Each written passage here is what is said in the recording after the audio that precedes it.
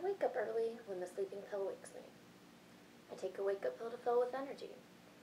Power on hard, and then I check my messages. But I don't have any messages. I take a driving pill and head to my car. I drive around a bit because work isn't very far. I call my phone and I check my messages. But I don't have any messages.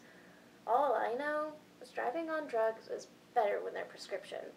All I know is that the world looks beautiful. The world looks so damn beautiful.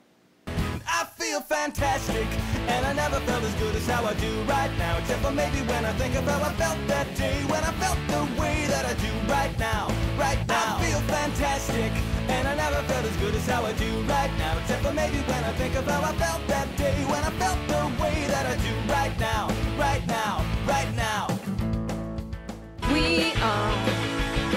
We forever are. We are magic, magic, magic. Hey ladies, so today is going to be a lesson in counting. It's kind of like Sesame Street, except I'm going to start from the beginning again and again and then again. Number 1 on the list. A couple of Thursdays ago, I was a zombie. So cool. And here I'm going to show you some video footage of that night. Hey girls, so I'm going to be a zombie tonight because I'm going to Evil Dead the Musical. Yay! I'm going to be covered in blood. So I decided I wanted to be a Hufflepuff zombie. And I'm going to take some video a little bit during the transformation by my amazing friend, Karen. She's remarkable. She's amazing. Quite a whiz with the makeup and the zombies. Especially the zombies. She's really good at zombies. And this is just the beginning. I'm excited. Yeah, that looks pretty gross. Thank you. Final tally, end of the night. I'd say I'm pretty fucking bloody as shit. Hopefully your shit's not bloody though, because that is just wrong. And you should go to a doctor. Number 2. The following Friday after being a zombie, I engaged in a beer pong tournament. And yes, this was my first time ever playing beer pong. No, I did not win the tournament. However, it was a fantastic time. I can comment on I have no idea.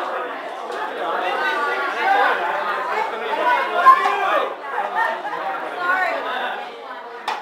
Let me show you my team shirt. That's what she said. And yes, that was my team name. Number 3. 2 days after my beer pong tournament, I participated in a 5K fun run/walk to raise money for a friend of mine.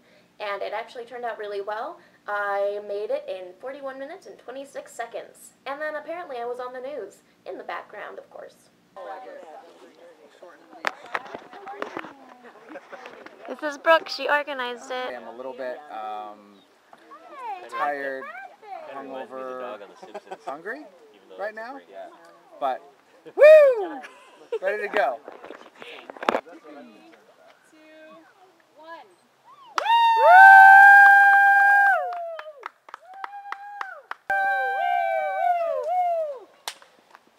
Number 4. 101 in 365 is a new website that I found out about recently where you create a to-do list of 101 things you want to accomplish in the next 365 days. Now among these things is start a book club. And guess what? I have! It's totally awesome. Since we haven't had our first actual meeting yet, I'm not checking it off as officially completed, but we are reading our first book and we're meeting in a month.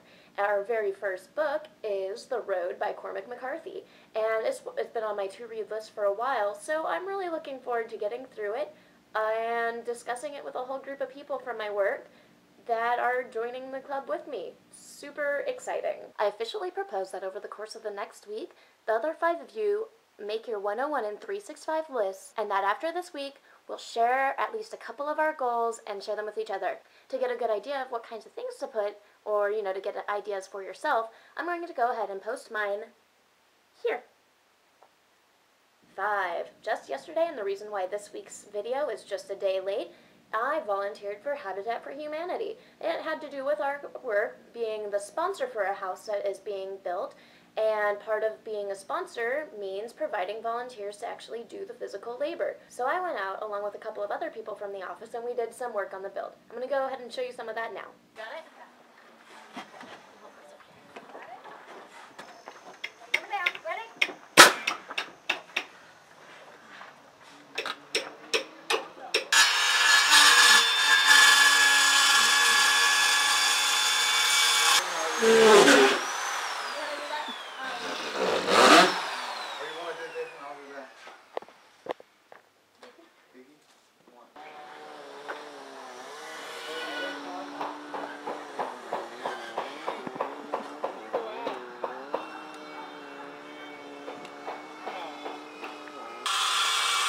So funny how food gives you so much more energy. I was like, gonna start before and after. And number 6. I am so excited because I got a fancy new Nook from Barnes & Noble. It's exciting. The Nook. It's pretty. I love it. And the case is made of leather. It's from a designer. It says, read a book on the front, travel the world on the back, which is pretty much exactly why I got a Nook, and it makes it absolutely perfect for me. Number 7. I'm going to go ahead and answer the question from last week. If I won the lottery, what would I do? Another 7 points. 1. Pay off the rest of my debt. I know it's kind of boring, but hey, it's important. 2. Buy a reasonable car, and this means it's going to have good gas mileage, it's going to be better for the environment than some of those things, and it's going to be cute, reasonable. 3. Create a college fund for my future children. I don't think I need to explain that one, do I? 4. This is too fun. I want to buy a house, or at the very least put a down payment on it depending on how much money I win from the lottery. 5. Donate, donate, donate. I want to donate money. And I don't even know who I would donate it to right now, because normally I would say, oh, totally the HP Alliance. But they just won $250,000, so they don't need it immediately, do they? And there's got to be other people out there who really need it. So I'd do some research, and I would donate. 6. I would travel. I would go all around the world. I think I want to go to South America. I want to hit up Alaska. I know, not that exotic, but still going to be pretty. Get more around Europe. Start traveling Asia a bit more than just the China trip I'm going to be making in January. And just get anywhere I can go. It's going to be amazing if it could ever happen. And finally, 7. Go back to school. Because I put that as number 7 because that's the last thing I would do. I'd do all these other things first, and then I'd go back to school because I want to finish school. I just can't afford it. So I'd want to travel and stuff now, but school, totally important. Oh man, ladies, I'm tired. I think it's about time for me to go to bed. I think I should probably change into my pajamas, don't you think?